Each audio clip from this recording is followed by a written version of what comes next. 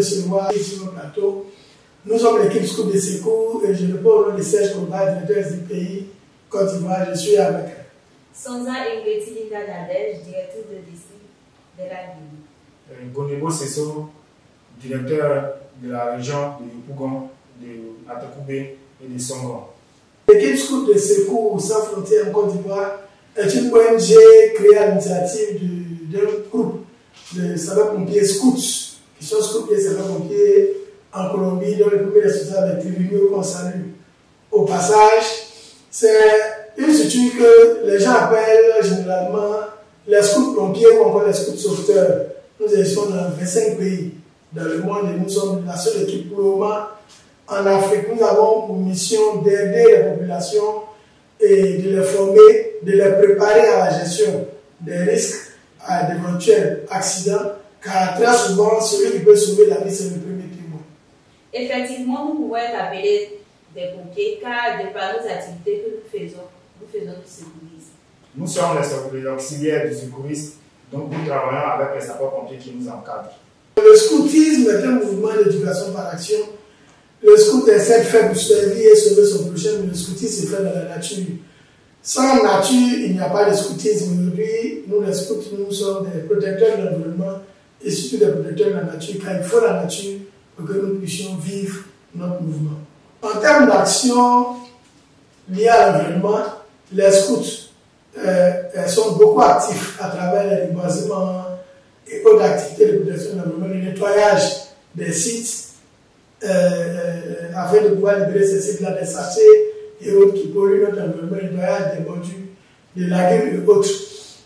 Ça, c'est en général ce que les scouts font. Nous, l'ISS, en particulier, ce que nous faisons pour l'environnement, c'est d'accompagner ceux qui travaillent à la protection de l'environnement à travers la sécurité, à travers les gestes de secours, par exemple. Nous accompagnons l'agriculteur, nous accompagnons l'éleveur, afin qu'il puisse être en sécurité pour mieux développer son métier et faire le travail pour que nous tous, nous puissions profiter. Tout travail a ses risques, et même le métier de journaliste a ses risques. Aujourd'hui, l'un des métiers, les métiers les plus risqués, je vais dire, sont nos métiers d'élevage, de pêche et d'agriculture, car l'agriculture se fait avec des machines, avec des machettes, avec du couteau, avec des armes blanches. L'élevage se fait avec des animaux qui ne sont pas forcément logiques. Ou bien qui ne comprennent pas ce qu'on dit, qui peuvent nous attaquer à tout moment, ou bien on peut se blesser même en posant dans la clôture. Au niveau de la pêche, vous comprenez la pêche est sur l'eau, et donc les risques de noyade.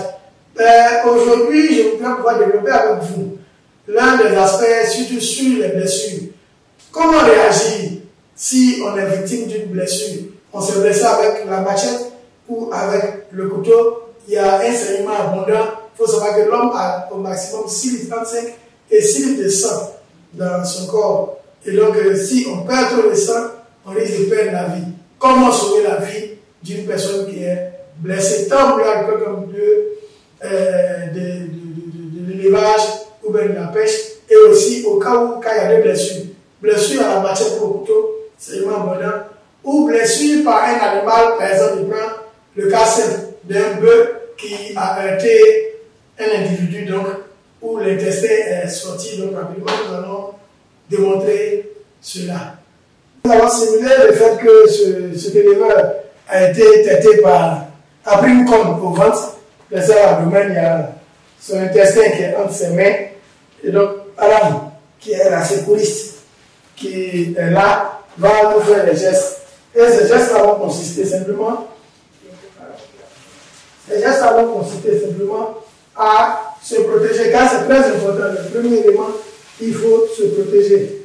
Elle va se protéger parce que secourir, c'est l'action du secourisme, mais le secourisme lui-même, c'est le fait de porter assistance à une victime sans aggraver son cas tout en étant en sécurité soi-même.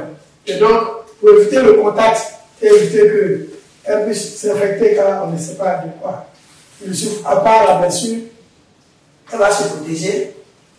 Moi, je joue le rôle du premier témoin, donc, sur ces instructions, je l'aide. Dans la trousse médicale qu'elle a reçue, elle, il y a plusieurs éléments des bandes et très souvent ce mouchoir qui est très important dans la trousse.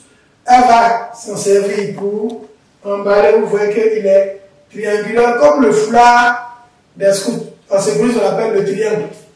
Elle va s'en servir qui est sain pour emballer l'intestin. Demandez au monsieur de retirer.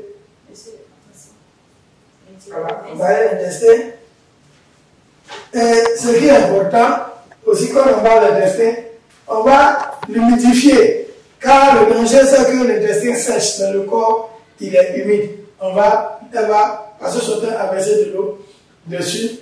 Moi qui l'aide, je vais, sur ces institutions, bien sûr, permettre au monsieur de pouvoir bien s'aérer à travers ce qu'on va appeler les 3 C. Ok? Nous allons libérer son col, sa ceinture,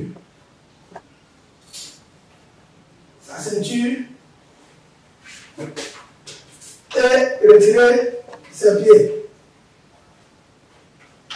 Monsieur, ça va? Rassurez-vous, nous allons allaiter les secouristes professionnels.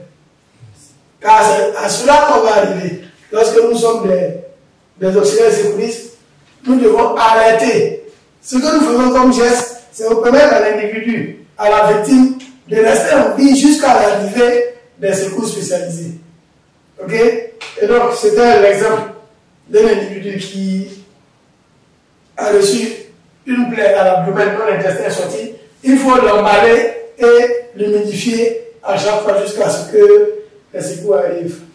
Nous allons parler maintenant du cas où il a été, où il a été blessé au pied, par exemple.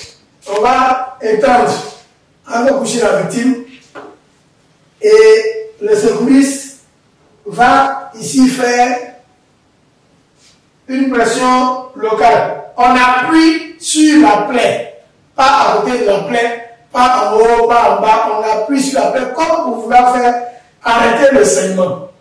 Ok? Elle va appuyer sur la plaie et quand on appuie, à quelle pression on va le faire? Elle va appuyer. Et si on voit que le sang continue de sortir, elle appuie un peu plus fort. Quand on voit que le sang continue de sortir, jusqu'à ce qu'on constate que le sang ne sort plus. Ok? Et dans ce cas, nous allons utiliser. Donc, nous sommes dans un cas où il est scout.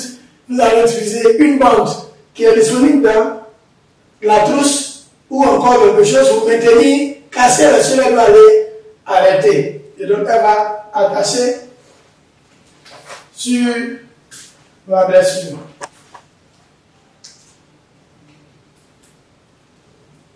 Pendant que la santé le fait, comment arrêter? Il y a deux méthodes pour arrêter aujourd'hui avec le GSPM. On peut arrêter via WhatsApp, comme on peut arrêter avec le téléphone. Via WhatsApp, il suffit d'envoyer un message sur WhatsApp au 44 au 225 05 44 850 950 05 44 850 950. Et dans le message, on va envoyer la photo. Ok? On peut faire un message vocal pour ceux qui ne savent pas écrire, pour dire la nature de l'accident, et puis on envoie la géolocalisation. Sur WhatsApp, ils vont suivre, ils vont venir. À défaut de WhatsApp, on utilisera le 180, qui est un de leurs numéros. À part le 180, il y a le 05 44 61 49 49. 05 44 61 49 49. 05 44 850 950. On peut aussi appeler sur ce numéro-là. Il y a aussi le fixe, il y a le MOVE 01 80 13 28. Tous ces numéros sont payants, mais le 180 est gratuit. Le 180 passe même s'il n'y a pas de réseau. Le 180 passe même s'il n'y a pas de puce dans le téléphone. Mais ne jouons pas à essayer de vérifier, car en le faisant, nous perturbons le système d'information. Donc, pour une victime qui est blessée, comme la certaine Linda l'a fait, on va faire une compression locale et on va alerter. Lorsqu'on alerte, on ne l'accroche pas. On attend que ceux qui ont reçu, c'est-à-dire le GSM, nous demandent de l'accrocher. Voici les gestes à faire dans ce cas de figure. Merci, Jordan. Merci, chef.